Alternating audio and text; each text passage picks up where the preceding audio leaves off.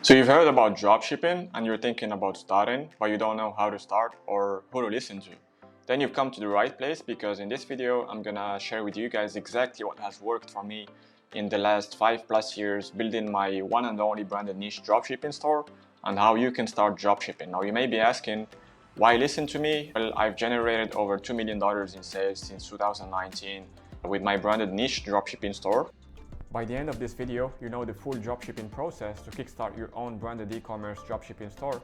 But before I start, hit the subscribe button, like the video, and leave a comment if you have any questions. And finally, take out a pen and paper to take some notes. So I'm going to be going over everything that I have learned throughout this journey to give you guys the best chances at succeeding with e-commerce dropshipping. Now, the first thing that you have to think about is the type of store you want to be running. I highly recommend that you build a branded niche store because this is the type of store that gives you the best chances at long-term success. Now, if you're just looking to make quick money here and there and just hit and run type of business, then general store might be the one for you, but it's definitely not the appropriate type of store for building a brand that's going to be generating revenue and profits over the long run. One product stores, they have much higher conversion rates and they work much better than general stores. But again, if the product dies out, then there is a high chance of failure and you just have to start from scratch again, coming up with another winning product and building another one product store around it. So the reason why I'm saying that a niche store is the best is because it allows you to leverage your passion for that niche and it allows you to sell multiple products within that niche while at the same time appealing to the type of customer that is interested in that niche specifically and that has a high interest in purchasing whatever product you have available in that branded niche store. Having a strong branding strategy is literally what will set you apart from all of the competitors in your niche and what is going to help you stand the test of time and make consistent results over the years. You have to pick a name that is easy to remember, easily pronounceable, and just rolls off your customers' tongues easily. Something that is easy to remember means that it'll be easier for your customers to recommend your brand to their friends or relatives. Make sure it's available as a domain and as a social media handle. And the .com domain is available because you do not want to be choosing any other domain. This is the best domain that you could be getting for your store. Ideally, you want your brand name to suggest what niche you are in. For example, if you're involved in the pet niche, you could be considering a name like Petmania because there's the name pet in it and it clearly suggests that you sell pet products. Choose 1 to 2 colors that pertain to your brand identity and values. Do not choose more than 2 colors because otherwise it's just not going to look professional and your store is going to look childish and it's going to drive your customers off of your stores. Don't make the logo yourself. I've invested $20 to $30 myself in my logo, and to this day I still get compliments about how nice and professional it looks, whether it is from customers or from my friends or whoever I ask their opinion about my logo. They have a very good feedback about it. You can just go on Fiverr and find someone that can make the logo for you. You can get a very nice logo for $20 to $30. As far as niche selection, I cannot emphasize enough how important it is to be involved in a niche that you are very much passionate about, a niche that you have a total mastery of, because only by having a total mastery of that niche, you will be able to stand out and have a fair chance of succeeding within that niche by outperforming your competitors and coming up with ideas that will help you differentiate yourself from all the other sellers in the niche. The only way you can thrive in the niche you picked is by having total mastery of it, and that only happens if you have a genuine passion for it. So what I call the winning formula for long-term success with e-commerce dropshipping is basically when you have a niche that you are passionate about and this niche happens to be in very high demand, this is literally your long-term success in the world of dropshipping. Do not be scared of competition. Competition means that there is money in the niche, and the people that get scared of competition, they just miss out on a big chunk of money, a big share of the pie. So whenever you see that there is competition, there is a reason why there is competition, and that reason is that there is very high demand for whatever is being sold in that niche. So it is up to you, the seller, to capitalize on your branding. Make sure that your branding is what sets you apart and it's what's going to help you get your share of the pie. As far as sources of niche ideas, you could get ideas from your hobbies, from your work, from your edge, meaning your connections, your knowledge, what you have a good knowledge of. current trends. You should also research the niche that you have an interest in. You should make sure that you research your competitors thoroughly and make sure that the demand is out there for you to justify building a store within that niche. As far as product selection, I have recently published a video in which I go over all of the criteria that you should be looking out for when selecting products to sell within your store. The products must satisfy all of the criteria that I have outlined in that video. Prioritize products that have good sales numbers and reviews. Minimum 100 sales, 50 reviews, because that means that they are selling, and that once you start selling them, it will be easier for you to start making sales. Shortlist suppliers based on their rating, meaning that you should be looking at minimum 90% rating, because if you find a supplier which has very low ratings, you're basically compromising your entire business by selling low quality products, which will in turn massively raise your dispute rate, and you could end up losing your payment processor altogether. Make sure you can mark up the product by 3x, at least ideally. If you find a product that sells for $20, you should be aiming at selling that product easily for $60. If you think that you will not be able to sell it at that price point, then you should think about selling some other product that would be able to justify a 3x markup easily. One of the most important aspects of running a successful branded dropshipping store is the design aspect of the store. You should really strive to build the perfect, highly professional, high converting branded dropshipping store, because this is the very first thing that your customers see once they land on their website. Is just the overall appeal of the website, the overall design of it, how nice it looks to your customers. We all know how important first impressions are, and this is your first impression when you are launching a branded dropshipping store. So make sure you make a very good first impression on your first time visitors, because chances are, if your first time visitor likes what they are seeing, they find the website design very appealing, what happens is they start browsing the website, and their browsing time is higher than if the store was just a crappy store with crappy design. A paid theme is not needed in the beginning, but it is recommended if you can afford it, because a paid theme has a lot more advanced features, and it allows you to customize your theme in a much more advanced way. With store design, less is more. Do not overload your store with apps. Do not overload your store with a lot of text, a lot of features. Just focus on building something clean, straight to the point, and make sure that you do not use a lot of colors. Like I said previously, you should not have more than 2 colors in your store, and they should match the ones in your logo, ideally 2 colors at most. Use a white background for the store and the product images. This is very important. Now, I know that some other brands, they might use a different background color, but from my experience, this is what has been converting for me the best. Use a contrasting color for the header and footer section of the store. When you have a white background color, it is best that you use a slightly contrasting color for the header and the footer, so that the main content that is being shown pops out and attracts your customers' attention. Make sure the spelling of each and every word is perfect. This is really important. Any spelling mistake is a big turnoff for potential buyers.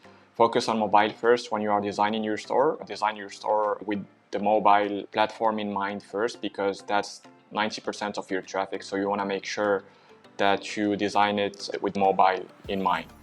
Install these apps: Klaviyo, SMS Bump, Aftership, Aftersell, and Judge Me. Leverage ChatGPT for copywriting and ad policy pages. You should also import product reviews, because these are very important to drive trust and show your customers that you have other customers that have been using your product. Set up payment gateways. The main ones are Shopify payments, Stripe, PayPal. One very important thing is you have to use SyncTrack PayPal tracking app, which automatically uploads your tracking numbers back to your PayPal account. Again, this is something that you really need to do to avoid holes, to avoid your PayPal account being shut down at any time. This is just a safety measure that you need to apply as soon as you get your PayPal account set up. For products priced above $75, I highly recommend that you use an installment plan payment method, such as Affirm, Sezzle, or Afterpay, because the higher your average order value, the harder it will be for you to convert. And by using these apps, you will definitely drive up your conversion rate, because you will make it easier for your customers to buy your product, since they can buy it in 3 or 4 times interest-free. Set up your socials: Instagram, TikTok, Pinterest, Meta. Custom email. Do not use your Gmail account email. That is highly unprofessional and will just drive away your customers from purchasing from your stores. Do not consider buying followers. Having 1,000 genuine followers is a lot better than having 100,000 fake ones. Ask your friends and family to follow you. Post consistently at least twice a day. Engage with your ideal customers on Instagram. Again, this is where being passionate about your niche comes in, because when you are passionate about your niche, you will definitely be able to spot your ideal customer on Instagram. And when you do that, you can start engaging with them and eventually sell them your products. Used properly, Instagram is a cash machine you can leverage for organic sales. I'm gonna go over the strategies that I have been using as far as organic sales strategy with Instagram in the next few slides. So stick around, and you guys will definitely get results, from the strategy that has worked for me. As far as store launch, make sure the home and the product pages are finalized. Make sure the grammar and the spelling are perfect. Also, your store has to load under 3 seconds. Anything above that will definitely impact your bounce rate. The higher the store loading speed, the higher the bounce rate, and you really want to strive for low store loading speed, which results in low bounce rate, because the lower the bounce rate, the better, because basically means that your visitors stick around on your website for longer. If your store loads in more than 3 seconds, you should buy a Fiverr gig to optimize it and speed it up. It costs anywhere between $50 to $100, and it's highly worth the investment. Test your checkout to confirm it works, because a lot of times people that are new to dropshipping, that are not very familiar with Shopify, they think they are ready to launch, but they have not set up their shipping zones correctly. So what happens is when a customer tries to place an order, they are just not able to check out, and whoever is running the store thinks that whatever they are selling is not working, but it's not. It's just that they did not set up the checkout correctly. A very good tip that I will share with you guys: ask your friends and family these 2 questions. How much would you rate this store's design on a scale of 1 to 10, and would you buy from this store? Now, these are 2 questions that I asked whoever I know, including my family members, my friends, and I used these questions to assess where my store is, how attractive it is to people, and how confidence inspiring it is to trigger a purchase decision. Thankfully, in my case, I had mostly positive feedback, so I still used some of the few constructive criticism to improve on those points and increase my conversion rate. If the average rating you received is below 6, then you definitely need to reconsider the design of your store and just build another design. Ask those questions again to your friends and family, and if they are happy about it, then you found the winning design. So now I'm going to be going over the organic launch strategy, which I had used back in 2019. As I know that for many of you guys, you do not necessarily have the budget to get started with paid ads. I know that it costs quite a lot to advertise products on either Facebook or Instagram or TikTok. But if you do not have the budget, then chances are you have time, right? So what I want you guys to do is use the time that you have so that you can apply this organic launch strategy. If you have a low budget for paid ads less than $1,000, you're better off investing your time generating organic sales through organic traffic. Get as much cold organic traffic as possible. The way I do this is, for example, let's say I'm passionate about cats. So what I'm gonna do, first of all, I need to build my brand page on Instagram around cats and start posting the products that I'm selling in the cat niche. And what I'll be doing is I'll be looking for cat owners. So the way for me to find cat owners would be to research hashtags. For example, if you find a cat owner that posts pictures about his cats, what you could also do is check the people that like his pictures, because chances are the people that liked his pictures, they are cat owners as well. You can engage with them, and the more you engage with your ideal type of customer on Instagram, the higher your chances of making a sale. Back in 2019, I was generating close to $10,000 pure profit a month just by applying this strategy. Another golden tip I'll be sharing with you guys is creating an affiliate program using the GoAff Pro on the Shopify App Store. What this allows you to do is basically just promote your affiliate program. Let micro influencers on Instagram promote your products in exchange of a commission. The more outreach you do, the more you market your affiliate program, the higher your chances of developing a snowball effect. What I mean by snowball effect is over time, you will be having a lot of affiliates that will be promoting your products, and that will result inevitably in higher sales figures. Now, as far as paid ads, first of all, you need to sign up for a Meta Ads Manager, launch your ads using the conversion objective only, and use WeTracked.io for pixel installation. It is hands down the best tracking software out there, and also the most affordable one. I just pay $50 a month, and there is no other tracking software that comes close to it as far as tracking accuracy. Test both images and videos. Some products work best with images, while others work best with videos.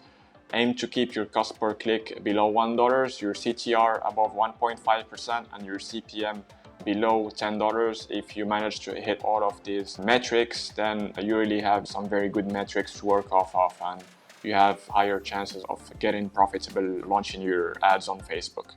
Now, I've included a screenshot of how your metrics should look like when you are running ads, so that it's easier for you to read the data, understand it, to make informed decisions about whether or not you should keep running an ad or kill it or scale it. For optimization and scaling, you should figure out your margin and break-even ROAS. If your product costs $100 and you sell it at $200, your break-even ROAS is basically 2x.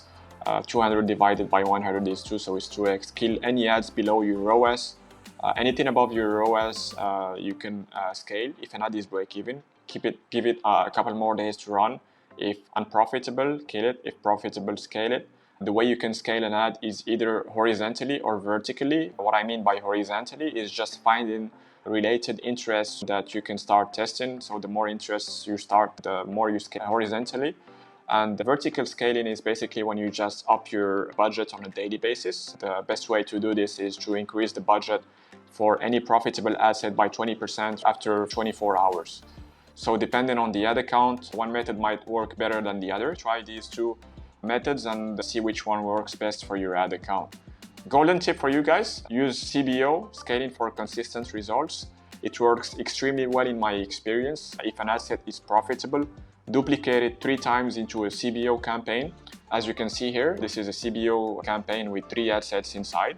This was a winning ad set that was running as an ABO before. So what I did, I just duplicated it 3 times within a $100 CBO. Let the CBO run for 24 hours. After 24 hours, kill the least performing ads, and after 48 hours have gone by, if all 2 remaining ad sets are profitable, keep running them, and wait until one of the ad sets starts performing really bad, and then when it starts doing that, just turn it off and let the winning ad set run. This is how you weed out the bad audience pockets, and you keep spending your money on the best performing pocket. So this method works amazingly well for me. So try it out for you guys. I'm pretty sure there's high chances it will work for you as well. Building and maintaining a great online reputation for your brand is paramount to your long-term success. This is one of the main drivers behind me being able to generate consistent revenue and profits with my brand over the last few years. And the way you do this is you make your customer support your absolute priority. You should be obsessing about customer support on a daily basis, and make sure that each and every single customer that emails you or expresses a concern or a complaint, so you should make sure that they are happy and leave them with a very good experience with your brand. Stellar customer support is the backbone of any thriving and successful e-commerce business. Amazon is the best example of this. Great customer support can be the differentiator between the leader in the niche and the other competitors. Leverage customer reviews. Some let customer reviews be the reason for their business failure, while others leverage it to thrive and beat their competitors. Don't be among the first ones. Use customer reviews to your advantage. Having great customer reviews on popular platforms such as Trustpilot can easily be your very best asset to dominate your niche and outperform your competitors. It can substantially increase your conversion rates and your return purchase rate. How to get great customer reviews? First of all, you need to sell high quality products. This is where making sure that your product is of the highest quality comes in. Make sure that your shipping times are on point. Don't deliver products in a month or 2, because that's going to drive down your customer rating. Include a review card in each package with a special discount to incentivize customers to leave a review, and reply to each and every customer email inquiry within 24 hours maximum.